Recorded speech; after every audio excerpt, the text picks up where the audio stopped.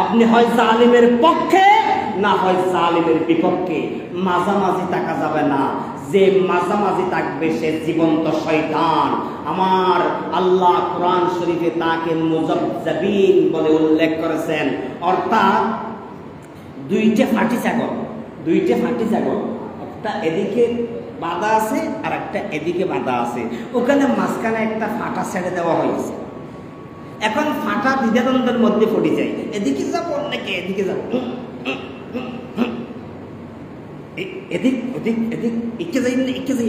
এই আর মুসলমান হব নাইলে নেই হতনিকে নৌকা জিহেন চলে যেন ঠেং দেয়, ইবু বালা উবু বালা খারাপ বালা মন্দ বালা বেগুন বালা ও বেগুন শতান, বেগুন কি শতান সৈয়দুল মুনাফিক। যেই নৌকা চলে ওই নৌকায় ঠেং দেওয়া যাবে না, ফা দেওয়া যাবে না। নৌকা একটাই, ওই নৌকার নাম হলো ইসলাম। ওই নৌকার নাম কি? ইসলাম। সেই নৌকা চলবে সুদা জান্নাত পর্যন্ত।